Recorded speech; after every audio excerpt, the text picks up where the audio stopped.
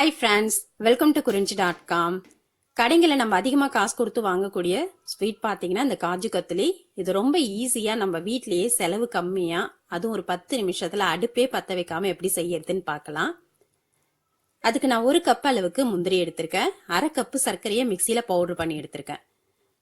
Rose எசன்ஸும் 1/4 cup அளவுக்கு பாலை காய்ச்சி ஆற வச்சு எடுத்திருக்கேன். இவ்வளோதாங்க இதுக்கு தேவையான பொருள். இப்போ இந்த முந்திரியை மிக்சி ஜாரில் சேர்த்து பவுடர் பண்ணி எடுத்துக்கலாம். முந்திரி பார்த்தீங்கன்னா ரொம்ப பழமழன் பவுடர் ஆகாது, கொஞ்சமாக அது குறக்குறன்னு தான் இருக்கும். ஏன்னா அந்த முந்திரியில் இருக்கிற எண்ணெய் ரொம்ப பவுடர் பண்ண முடியாது. இப்போ இது கூட நம்ம பவுடர் பண்ணி வச்சிருக்க சர்க்கரையை சேர்த்துக்கலாம். 1 கப்பு முந்திரிக்கு 1/2 கப்பு சர்க்கரை கரெக்டாக இருக்குங்க. நீங்கள் 1/2 கப்பு அளவுக்கு சர்க்கரையை ஒரு மிக்சி ஜாரில் சேர்த்து பவுடர் பண்ணி எடுத்துக்கலாம்.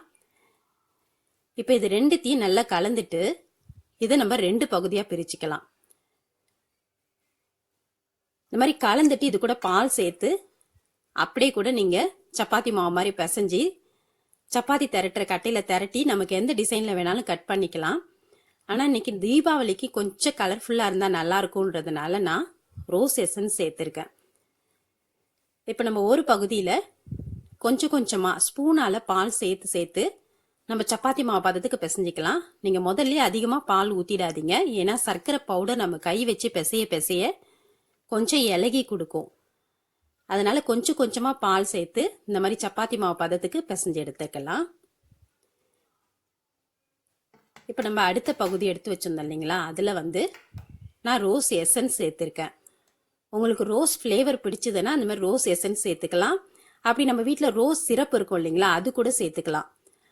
அது அப்புறம் பிஸ்தா கூட சேர்த்துக்கலாம். பிஸ்தா ஃப்ளேவர் வச்சுருந்தீங்கன்னா அது கூட சேர்த்து செய்யும்போது நமக்கு ஒயிட்டும் க்ரீனும் கலந்த மாதிரி ரொம்ப நல்லாயிருக்கும். இது பார்த்தீங்கன்னா ஒயிட்டும் பிங்க்கும் கலந்து வரும். இப்போ நம்ம ரோஸ் எசன்ஸ் சேர்த்ததுனால பால் கொஞ்சம் தான் தேவைப்படும். கொஞ்சம் கொஞ்சமாக சேர்த்து இதையும் பிசைஞ்சு எடுத்துக்கலாம். இப்போ நமக்கு பால் இந்த அளவுக்கு மீந்திருக்கு.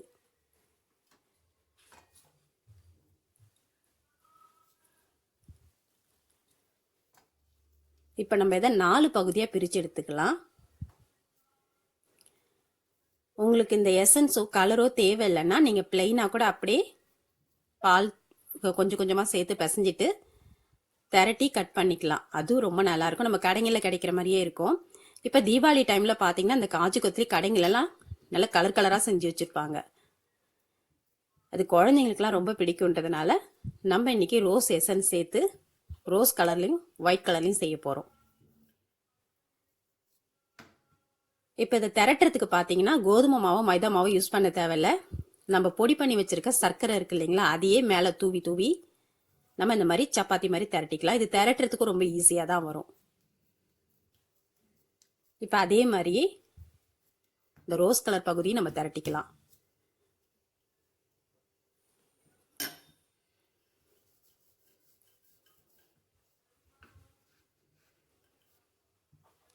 இந்த மாதிரி திரட்டிட்டு இதுக்கு மேலே நம்ம பிளெயினாக திரட்டி வச்சுருக்க அந்த காஜு கத்தியம் முந்திரி இதையும் வச்சுட்டு நல்லா கையால் லைட்டாக அழுத்தி விட்டுடுங்க. அழுத்தி விட்டுட்டு நமக்கு எந்த ஷேப்பில் தேவையோ நீங்கள் குக்கி கட்டர் வச்சுருந்தா அதால் கூட கட் பண்ணலாம்.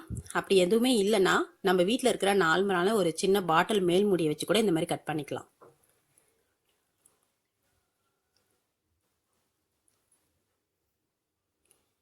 இது உங்களுக்கு எந்த அளவுக்கு திக்னஸ் தேவையோ அதுக்கு ஏற்ற மாதிரி நீங்கள் ரெடி பண்ணிக்கலாம். நான் இன்றைக்கி மீடியமான திக்னஸில் தான் இதை ரெடி பண்ணுறேன்.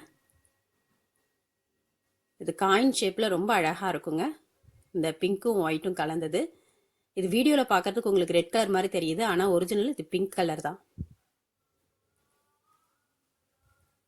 இப்போ இந்த மாதிரி நம்ம 2 கலரில் இந்த காயின் ஷேப்பில் ரெடி பண்ணியிருக்கோம்.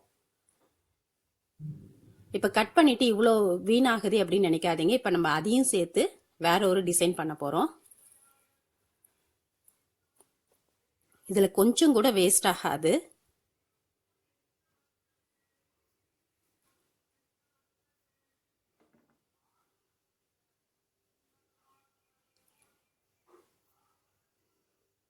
ரொம்ப கலர்ஃபுல்லாக 2 கலர் நம்ம ரெடி பண்ணியிருக்கோம்.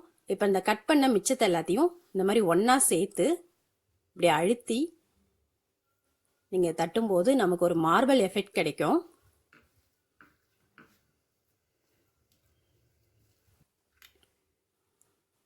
இப்போ இதையும் நமக்கு எந்த ஷேப்பில் வேணுமோ அந்த ஷேப்பில் கட் பண்ணிக்கலாம். இதுக்கு மேலே இன்னும் கொஞ்சம் டெக்கரேட் பண்ணுறதுக்கு இப்போ பேக்கரிலாம் பார்த்தீங்கன்னா சில்வர் பால் கிடைக்கும். சர்க்கரை உருண்டையை வந்து மேலே வந்து சில்வர் கோட்டிங் கொடுத்துருப்பாங்க. அதை வாங்கி மேலே லைட்டாக தூவி விட்டாலும் ரொம்ப நல்லாயிருக்கும் பார்க்குறதுக்கு.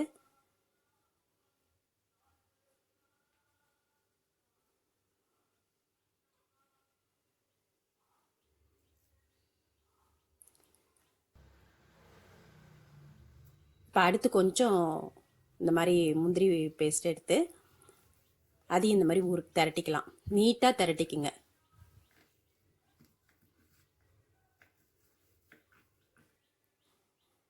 நம்மளோட க்ரியேட்டிவிட்டியை பொறுத்து நமக்கு எந்த டிசைனில் வேணாலும் ரெடி பண்ணிக்கலாங்க.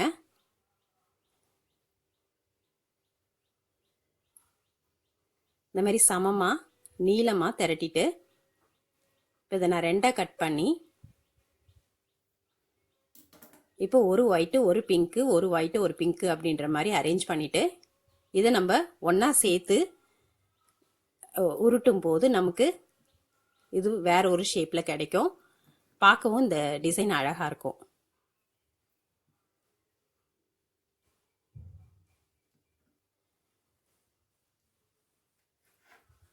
இப்போ இதையும் நமக்கு எந்த டிசைனில் வேணுமோ அந்த டிசைனில் கட் பண்ணிக்கலாம்.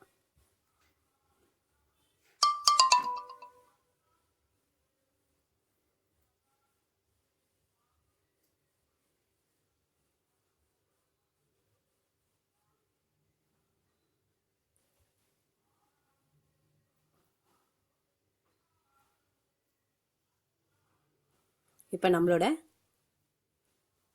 ரொம்ப ஈஸியாக செய்யக்கூடிய காஜு கத்லி ஸ்வீட் ரெடி. இந்த தீபாவளிக்கு இந்த ஸ்வீட்டை நீங்களும் செஞ்சு பாருங்கள். இந்த வீடியோ உங்களுக்கு பிடிச்சிருந்தா லைக் பண்ணுங்கள், ஷேர் பண்ணுங்கள், சப்ஸ்கிரைப் பண்ணுங்கள். உங்கள் ஃப்ரெண்ட்ஸ் ரிலேட்டிவ்ஸோட இந்த வீடியோவை ஷேர் பண்ணிக்கோங்க. நன்றி, வணக்கம்.